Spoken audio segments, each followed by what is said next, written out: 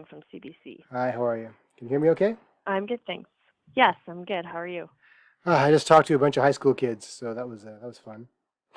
Oh, that's apt for this interview. Um, and can I check that I have your title right? Epidemiologist and Associate Professor in Health Sciences at U Ottawa? That is correct. Okay. What were you talking to your high school students about? Oh, it was about career planning.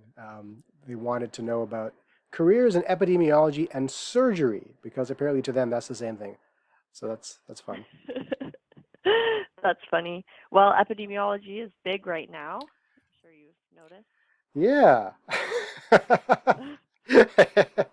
Yeah, it's kind of big, isn't it? I see how long that lasts. It is. So I know you don't have a ton of time. Is it okay if I record our Sure. call just so I can quote you Yep. correctly? Go ahead. Okay, so do you think it would make a difference for provinces to require teachers to get the COVID-19 vaccine? There are some provinces that require kids to get immunizations before they start school.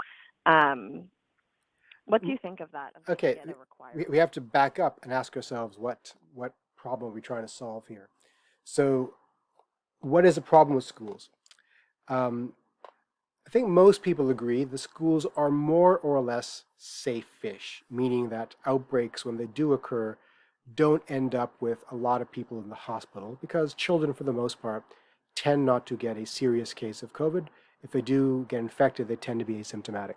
The question really is, do schools act as pandemic accelerators? That's why we're more concerned, about school closing. I believe they are. That's why I think that's a good thing to close schools, and it's a good thing to keep them closed until we get this really under control.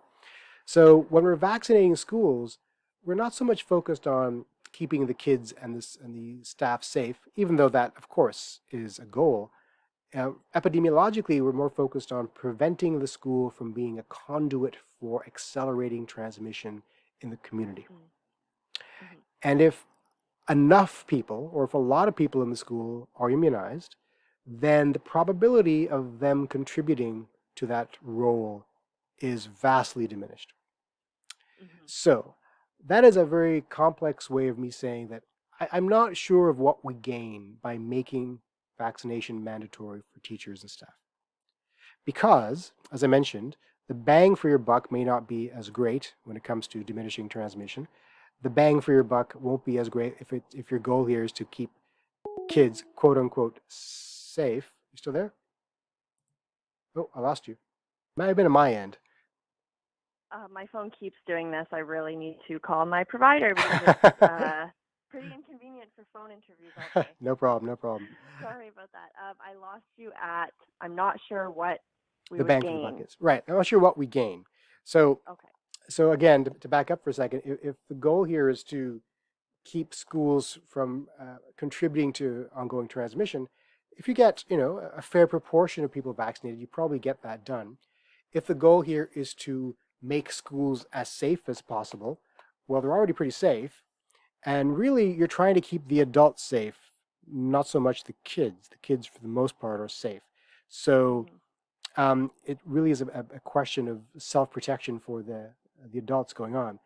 But beyond that, there is the issue of something not herd immunity, but population immunity in this population. So what we're talking here really is about reducing the number of susceptible people, and we do so through three means. One is through having people get the disease and recovering, and they're immune. We're not talking about that here. Two is vaccination, and three is by preventing people from coming into contact with infected individuals. Right? That's Mm-hmm. how we keep susceptibility low. And as vaccination increases, the number of people that we need to protect from exposure diminishes. So if we don't achieve 100% vaccination amongst that adult population, we can still prevent them from coming into contact with the disease through things like making sure everybody else is vaccinated, symptom checks, and other kinds of public health assets, which will still Okay. be in place for many months to Mm-hmm. come. So, a short way of saying that is I think we have sufficient public health assets in play to protect that minority, and I think it would be a very small minority of adults who choose not to be vaccinated in schools. Okay. And so outside, if you don't think mandatory vaccines for school staff or teachers would do the trick, what else needs to be done in the meantime until there's more vaccines available for children? Um, that's a good question. Well, the question is also, why are we vaccinating children? It's not really to protect the children. As I mentioned before, the children, for the most part, are pretty safe. It's to protect the adults from the children, because Hmm. children, their biggest threat is as conduits, as asymptomatic index cases to create outbreaks amongst adults, which is a strange motivation for vaccination, uh, to be honest. Usually we talk about Hmm. vaccination, it's for individual protection, but we're asking kids whose risk is low, not zero, but low, to vaccinate to protect the population. So if the goal here again is to protect the adults, well, the adults can get vaccinated. Obviously, we're talking here about vaccination of the staff, but I'm more concerned about protecting the community, the parents of the kids, the relatives, and so forth, and they are going to get vaccinated. And it looks like the surveys suggest 70 to 90% of Canadian adults want to get vaccinated. Hmm. Having said that, that doesn't really help your article much. So the things we can do are maintain our public health assets until we have this disease licked. So what kind of assets? Well, we can still limit class sizes. That still works. Hmm. We can still do symptom checks. I think we have to do symptom checks for some time to come. So if you are symptomatic, you don't come to school. That includes staff, by the way. Right? Hmm. And the reason for that is symptomatic people are more likely to be infected, and if they are infected, are more likely to be infectious. Okay. So reduce probabilities. This is a game of reducing probabilities. And the next thing we can do is to do regular rapid testing of the population on a rolling staggered basis. So a kind of rigorous surveillance of schools. Now some places have started doing that. And that way you don't prevent all cases, but you detect an asymptomatic case and prevent an outbreak probably. Okay. Okay? So you're not going to succeed in preventing all cases and all outbreaks, but you will vastly reduce the probability of a problematic one taking hold. Okay. Yeah, and the problem being an epidemiologist is we always talk about probabilities, and people want to hear about certainties for individuals, and Yeah. we can't do that. No, that's not how it works. And what do you think about requirements for vaccination in general? There are some employers that are trying to implement them or are Yeah, interested in implementing them. Do you think that they can be affected? Should they only be a last resort? I think we should try to not make that happen as much as we can. At the end of the day, we probably have to do it in some capacity. I think for healthcare workers, it should be mandatory. Um, Okay. you know, because I mean, for obvious reasons, you're coming into contact with individuals at high risk of becoming infected and possibly at high risk of having a bad outcome if they're infected. So the Hmm. risk is greater, and the reward for vaccination is much greater than the risk of offending someone's sensibilities by compelling vaccination. The larger risk is a societal one, the risk of civil liberties and of autonomy and individual freedoms. And that's a serious risk. We have to take that seriously. So anytime we try to compromise that, we run the risk of, at the larger sense, of reducing overall public compliance with civic mandates. Hmm. Right? So we're not buying goodwill. Right now in the U.S., it's there's a trend of paying people to get vaccinated, and I have many problems with that. One is you're buying their body for an hour. Right? So Yeah. someone who is vaccine resistant but poor, you've overcome their hesitancy by buying out their poverty, which essentially is leveraging their poverty against them in some ways. But you haven't solved the problem of their anti-science position or of their hesitancy. You simply bought cooperation for an hour. So it doesn't solve the Hmm. problem.